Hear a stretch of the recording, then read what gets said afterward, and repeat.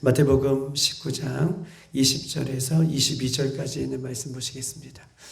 마태복음 19장 우리 20절에서 22절까지 있는 말씀 우리 다 같이 한 목소리로 합독하시겠습니다. 시작.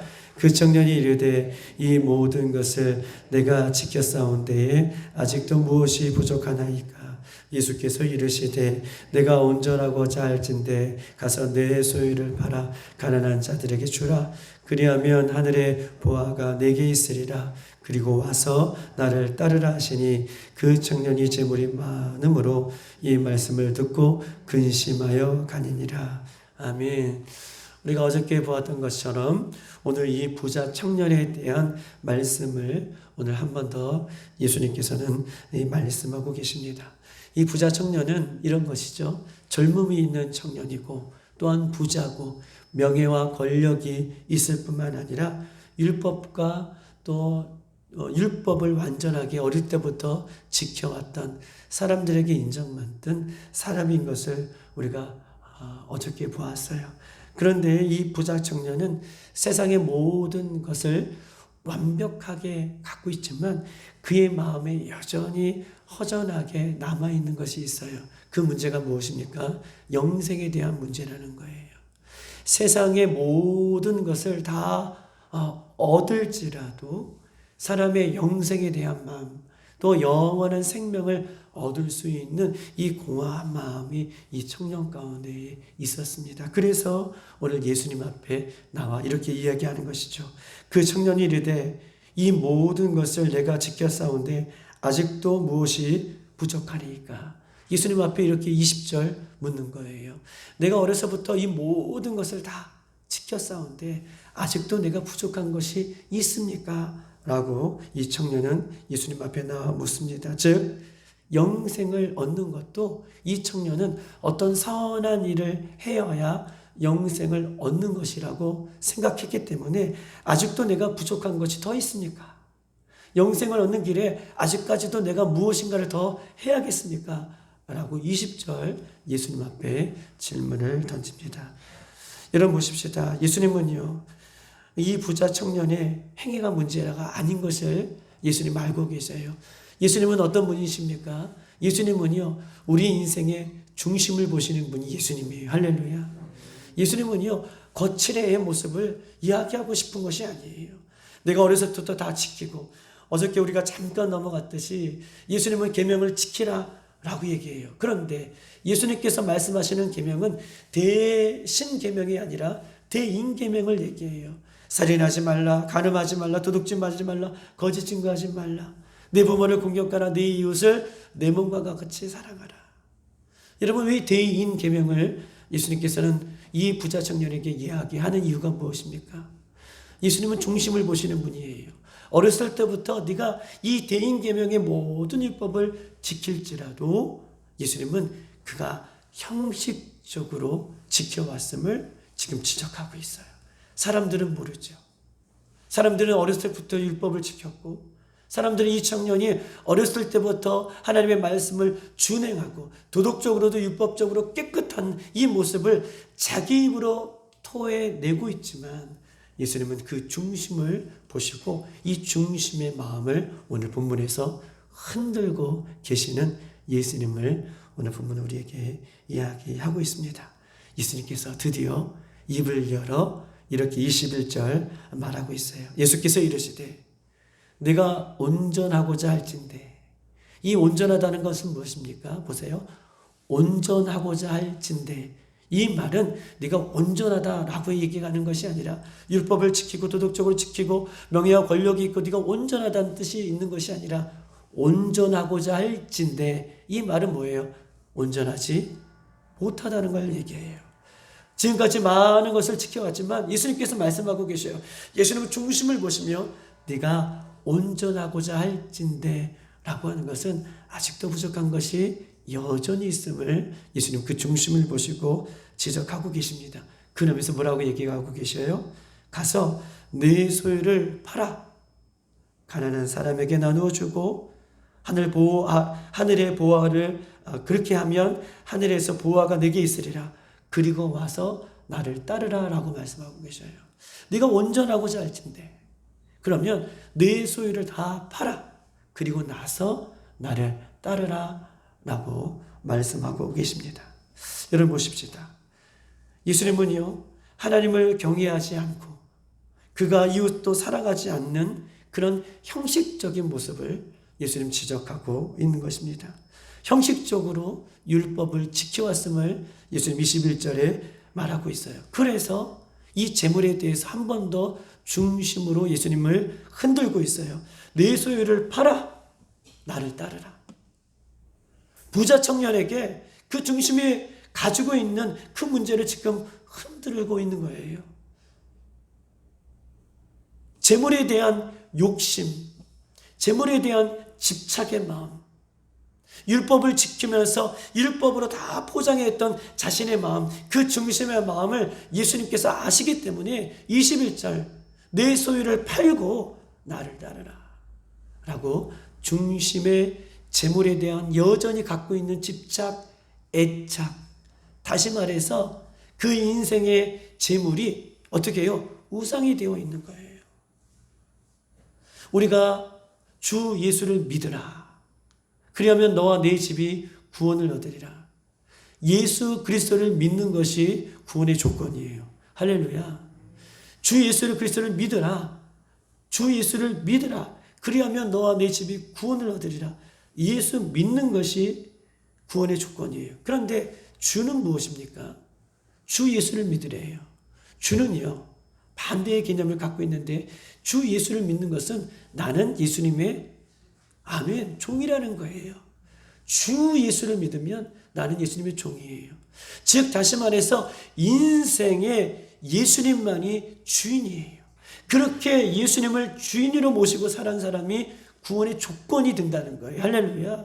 영생의 조건이 된다는 거예요. 그런데 이 부자 청년은 재물이 여전히 인생에 뭐가 되어 있어요? 주인이에요. 그래서 예수님 그 마음을 깨뜨려 보시고 네 소유를 팔아 가난한 자에 주고 나를 따르라 라고 이렇게 말씀하고 있는 것입니다. 성경은 우리에게 이야기하고 있죠. 두 주인을 섬길 수 없다고 얘기해요. 분명히 예수님은 두 주인을 섬길 수 없다라고 우리에게 분명하게 이야기하고 있는 것입니다.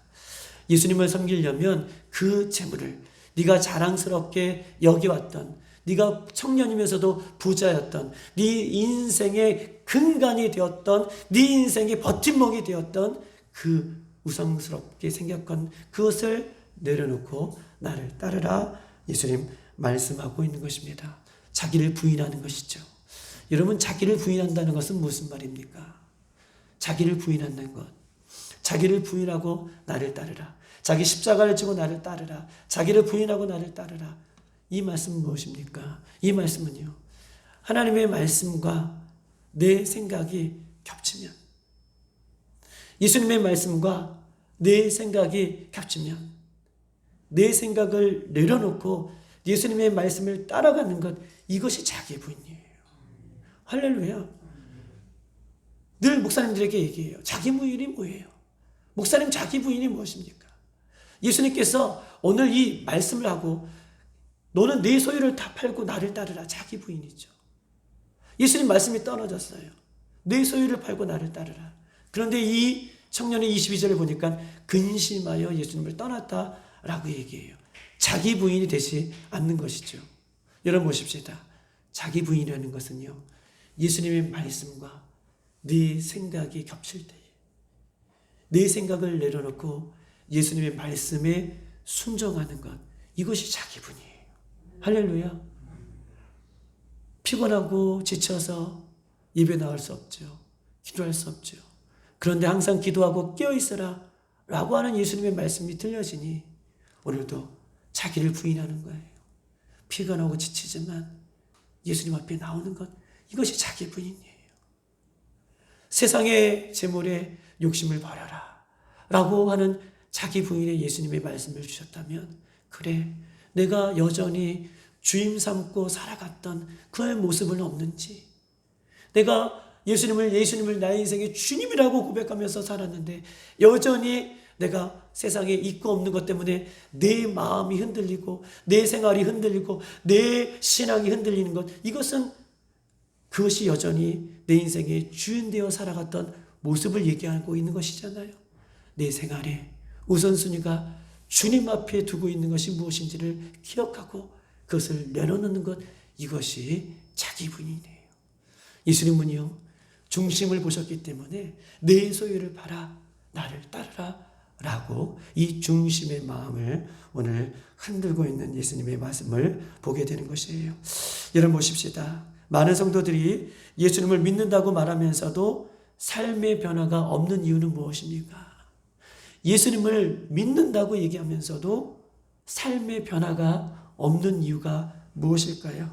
그것은요, 예수님이 내 인생의 주인 되심을 믿지 않기 때문에 그래요. 할렐루야.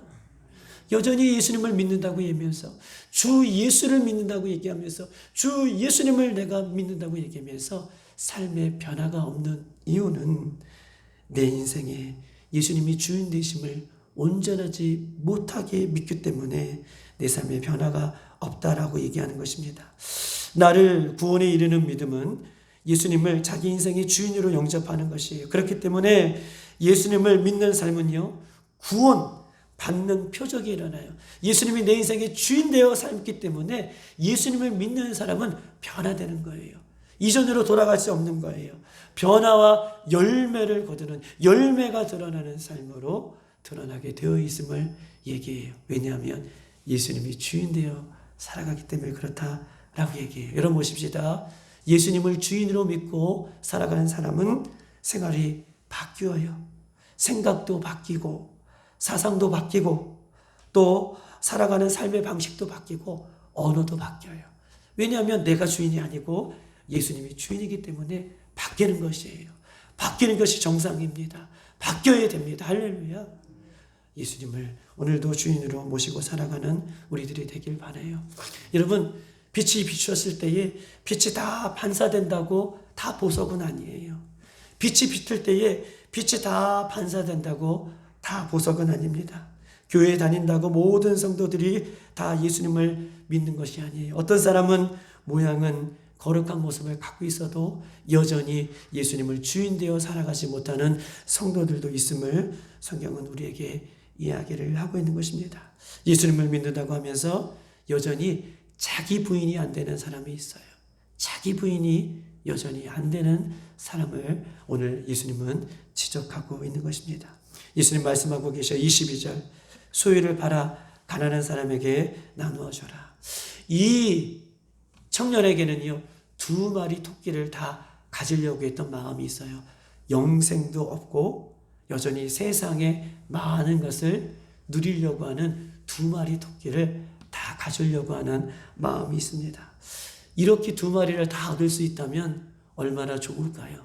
그런데 성경은 분명히 우리에게 이야기하고 있어요. 마태복음 6장 24절, 한 사람이 2 주인을 섬기지 못할 것이니 너희가 하나님과 재물을 겸하여 섬기지 못하리라. 콕 집어서 재물을 얘기해요. 하나님과 재물을 주인처럼 섬기지 못하리라 라고 분명하게 이야기하고 있습니다. 물론 우리가 이 땅에 살아가면서 물질이 필요하죠. 이 땅에 육신을 입고 물질이 필요해요. 그런데 중요한 것은요, 물질의 문제가 아니라 물질을 주인 되어 살아가는 거예요. 할렐루야. 이 청년은 물질의 주인 되어 살아갔던 그 모습을 예수님 지적하고 있는 것입니다. 사랑하는 여러분, 물질은요, 독이 있어요. 물질은 먹으면 먹을수록 독이 있어요. 어떤 독이 있습니까? 예수님과 멀어지게 하는 독이 있음을 성경은 우리에게 말씀하고 있는 것입니다. 디모데전서 6장 9절 이렇게 써 있어요. 부하려고 하는 자들은 시험과 올무와 여러 가지 어리석고 해로운 욕심에 떨어지나니. 와, 부하려고 하는 자는 시험과 올무와 어리석고 해로운 욕심에 떨어지나니 곧 사람으로 파멸과 멸망에 빠지게 하는 것이라. 부하려고 하는, 예수님을 주인 되어 살아가는 우리들이 먼저 그의 나라와 그의 의를 구하면서 내일을 염려하지 마라. 내일은 내일 염려할 것이요 한 날 괴로움은 그날의 족하니라. 우리의 인생을 책임져 주시는 하나님, 우리의 영원한 생명을 책임져 주시는 우리 하나님을 내가 믿으면서도 물론 물질이 필요하죠. 그런데 물질이 주인 되어 살아가는 우리들의 모습을 예수님 꼬집고 있어요. 물질의 문제가 걸리면 어떤 사람은 교회를 멀리해요. 물질의 문제가 걸리면 예배를 멀리해요. 물질의 문제가 걸리면 죄송한 얘기지만 기도 멀리해요. 울매에 빠지기도 하고 물질의 주인 되어 살아가는 사람에게 하나님은 물질과 하나님을 겸하여 섬길 수 없음을 오늘 본문을 통해서 우리에게 말씀하고 있는 것입니다.